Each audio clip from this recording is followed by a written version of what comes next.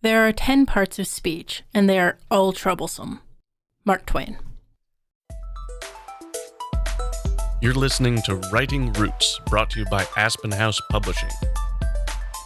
Welcome to Writing Roots. I'm Leigh Hull. And I'm Leigh Esses. Continuing our English 101 series where we're really getting into how to write, the basics of writing. We are getting into the actual grammar, syntax, all of those wonderful things that you learned in the second grade and then promptly forgot. The parts of speech is one of those ways that people who study language use these words that we're going to talk about this episode and next in order to communicate about language. So if you're communicating with other people who study the craft, these are going to be words you need to know. One fun way to help you learn some of the different parts of speech is actually Mad Libs. We used to do these a lot growing up. It was a lot of fun. I just attended the pre-nano meeting with all the nano people in our area. It was online, and one of the things we did at the very end was fill out a Mad Lib about NaNoWriMo. Basically, what a Mad Lib is you ask the people with you for different parts of speech, a noun, an ing verb, a celebrity's name, and then you secretly fill them out in this paragraph or couple of paragraphs that are missing these types of words. So when you read it back, it can be quite hilarious. If you don't know what these are, just Google them. There are a whole bunch online. It's fantastic. So we are going to take a trip back to your elementary and middle school days and dig into the basics, the functions of the English language. Now, other languages do have parts of speech, so understanding this will help you understand your own language, because most languages have nouns and pronouns and verbs. It's how they use them, how they structure them that's usually different. The Japanese language has 3 different classes for adjectives, whereas English only has 1. Many languages actually blend adjectives and adverbs, which are words to describe verbs, as well as words to describe nouns. They're blended in a lot of different languages as just describer words. Because language is so complex, we actually split this into 2 episodes. Today we're going to be talking about the more basic ones you're going to find out there. And then next episode, we're going to dive a little deeper into the more complex variations of these words. And what you'll probably find is that you are familiar with these, even if you don't know their names. The first one a lot of people learn, myself included, are the nouns. That's going to be your persons, places, and things. That's going to be Leigh Hull. That's going to be my book. That's going to be the coffee shop I wrote at this morning.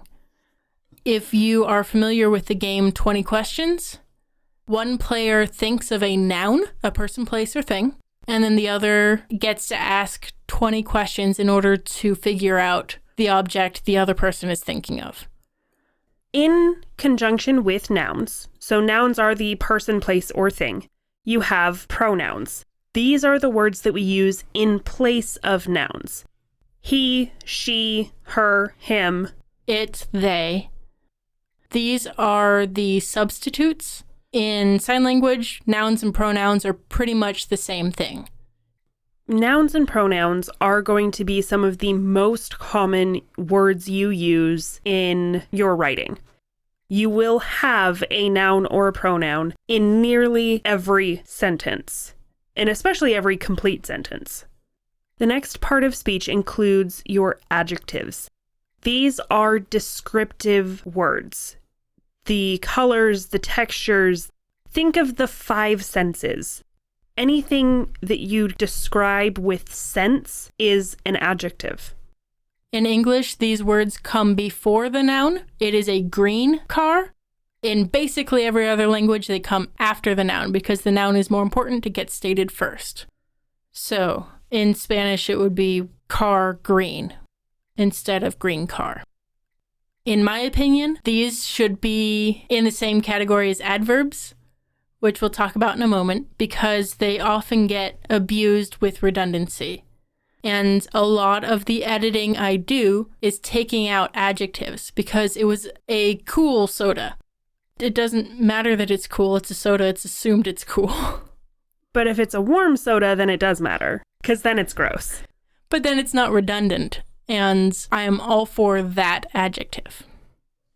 Adjectives are actually one of my favorites because I do like the descriptives. It helps set the scene. The adjectives are what gives you the visual representation of what's happening around, or the smells and sounds. But you also need verbs, action. Without action, writing is boring. There are a lot of subcategories of verbs. We'll talk about those next episode. But even words like is or was are verbs.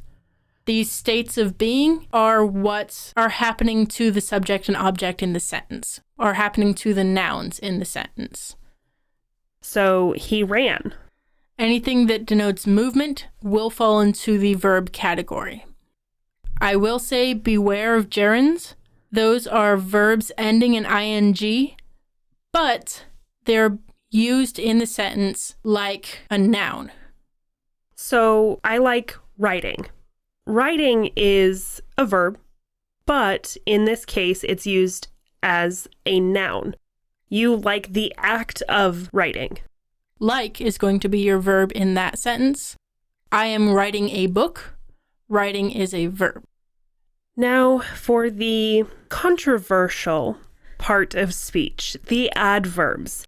These, like adjectives, are words that describe verbs. Adjectives describe nouns, adverbs describe verbs.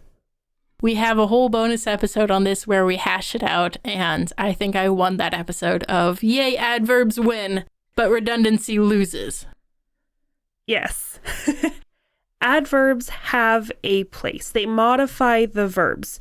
So saying she whispered quietly is redundant and useless. She spoke quietly. Little better, but you can replace the adverb-verb combination with a single better verb. If you want to know a little bit more about our debate specifically with adverbs, head to that other verses episode where we really dig into it. We're not going to dig into that debate again today. Because I'm right. I say we're both right. Because even you admit there are places and times where adverbs just don't work. Yep. But it's not the adverb's fault. It's redundancy. The last part of speech we're going to discuss today is called an interjection, or sometimes in the Mad Libs world, an exclamation. And that gives you an idea of exactly what type of part of speech it is. Something that is a single word that ends in an exclamation point. A lot of the times these are going to be swear words or some form of onomatopoeia. These are going to be some of your most versatile words. They are not always verbs or nouns, but something else that is an expression of emotion outside of sentences. And keep in mind, they're not always paired with an exclamation point. Just like you might swear in not loud exclamatory ways, you would use interjection differently. So I'm going to use some examples from the Stormlight Archive. Again, not apologizing. The most common swear word in that world is storms. So sometimes they'll be like, storms! And that's going to be your exclamation. Other times it's more a dread, and they're storms. It drags out. There's no exclamation there. It's more like you're going to end it with an ellipses. There are two major categories that we can sort all words into. These are often called the open and closed categories. Open, words that we are open to having new words introduced in the language. We're talking mostly nouns, verbs, adjectives. So Google being used as a verb, is something that was recently introduced to the English lexicon. So Google itself was created 23 years ago. And so it's only been in the last 23 years that we've been able to say, go Google it as a verb. The other type of word are closed words, and that's mostly pronouns, conjunctions. We're not going to create a new conjunction for the English language because we have these already. We will be back next episode with more parts of speech. We're going to dig into some of the more complex things like prepositions and contractions, phrases. But until then, we have a little bit of homework for you because this is English 101. We want you to fill out a Mad Lib with your writing group. If you don't want to create one, go online, Google Mad Lib. See? New verb. Google Mad Libs. And find one that you can fill out together. If you don't have a writing group, fill one out on your own, do it with your family, do it with your friends, and start learning those different parts of speech. Because understanding the parts of speech will help you pull out the right word at the right time when you're writing selfishly. If you have a question or comment for our hosts or a topic you'd like us to cover, send us an email at writingroots@aspenhousepublishing.com or find us on Facebook by searching for Aspen House Publishing.